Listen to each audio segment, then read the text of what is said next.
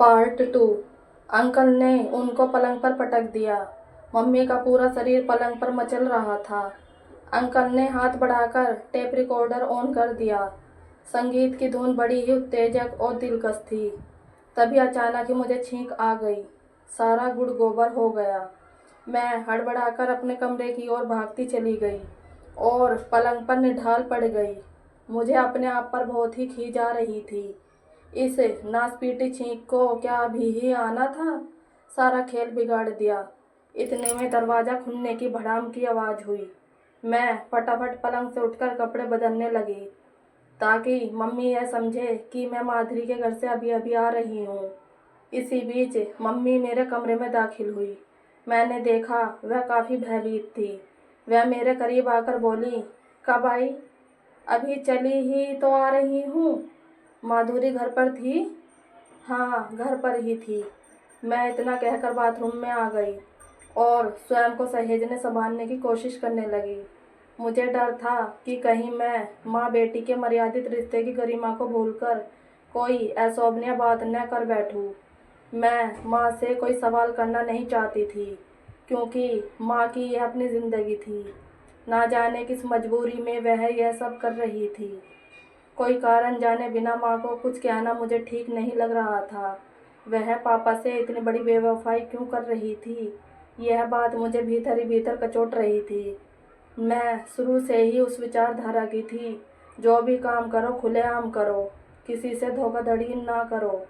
कोई भी काम बुरा नहीं होता, वह तब बुरा हो जाता है जब वह सबकी नज़रों से बचाकर किया जाता है। मम्मी को पापा पसंद नहीं है या वे उसको खुश नहीं रख पाते हैं तो वह वेदांत अंकल के साथ उन्हें तलाक देकर रह सकती है।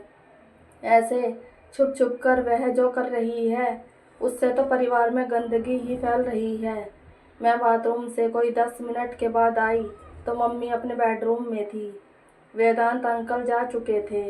मैं उनके सामने जान पूछकर नहीं गई थी कि कहीं वह शर्मा न जाए या मम्मी को मुझ पर शक ना हो जाए। मैं अपने कमरे में आकर अभी बैठी ही थी कि मम्मी हंसती हुई आकर बोली, काजोल, तुम्हारे वेदांत अंकल आए थे, तुम उनसे मिल भी ना सकी। मैंने बेकार ही तुमको माधुरी के घर भेज दिया। आओ मेरे साथ कमरे में। यह कहते कहते मम्मी ने मेरी बाह पकड़ ली और मुझे खींचते हुए अपने कमरे में ले आई। मैंने देखा पलंग पर ढेरों सामान बिखरे पड़े थे, जिनमें ज़्यादा मेरे लिए ही थे। मैं सब कुछ भूल भाल कर पलंग पर उछलकर चढ़ गई और अपने दोनों हाथों से कपड़े फैला फैलाकर अपने नाप के कपड़े देखने लगी।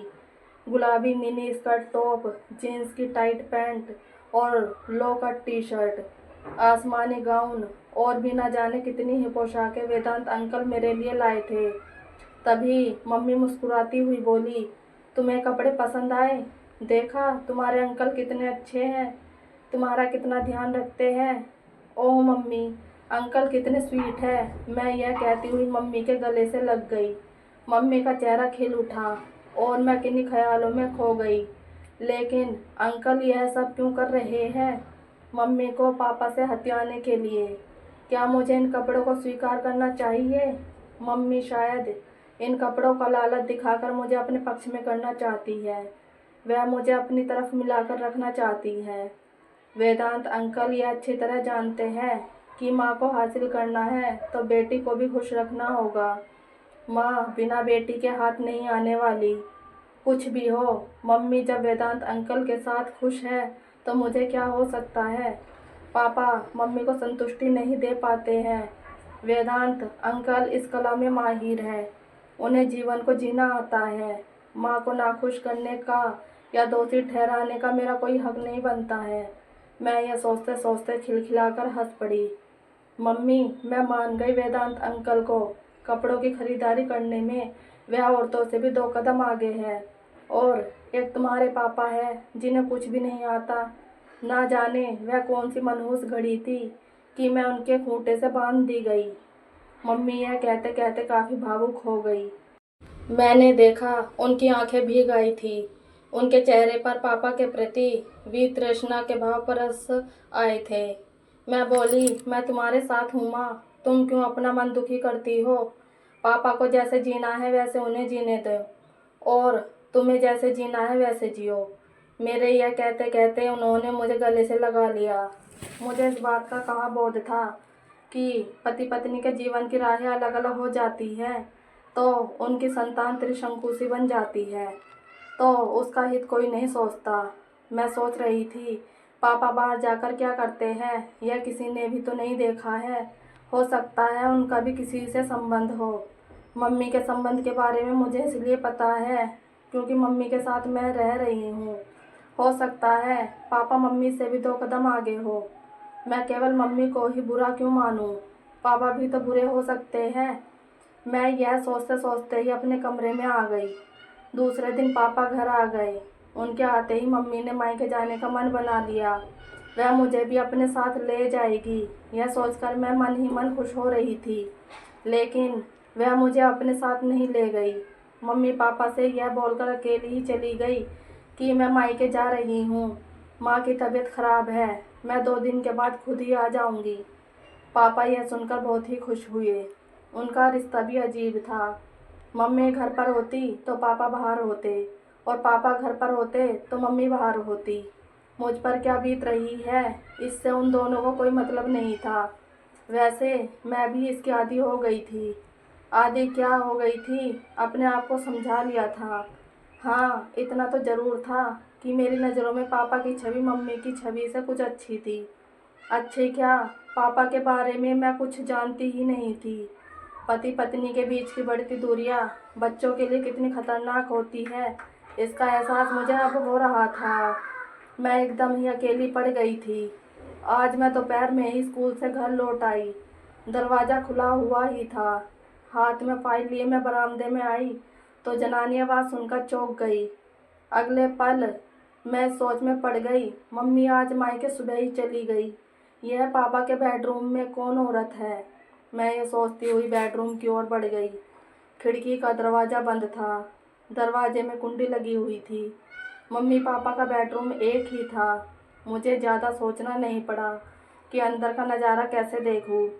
दरवाजे के उस छोटे से छेद से होकर एक आंख बंद कर दूसरी आंख से मैं अंदर झांकने लगी।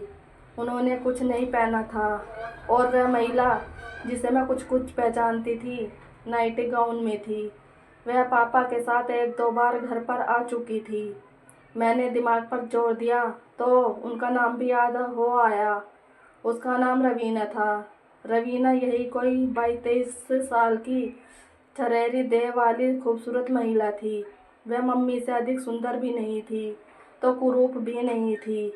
मैं हैरान थी, जिस पापा को मम्मी पसंद नहीं करती उस पापा को एक उससे कम उम्र वाली युवती पसंद करती है।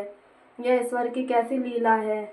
इतने में ही रवीना ने नाइटी गाउन उतारकर एक तरफ रख दिया। मेरे तो पैरों तले से ज़मीन ही निकल गई। मैं यह सब देखकर हैरान हो रही थी। कमाल है, बातचीत से इतनी सभ्य और सौम्य दिखने वाली रवीना कितनी चालू है। मेरी माँ भी तो रवीना की तरह ही सौम्य और सीधी सादी लगती है, लेकिन इस मामले में कितनी शातिर है। मैं तो एक शातिर और बदचलन स्त्री पुरुष की संतान हूँ। मेरा भविष्य कैसा होगा।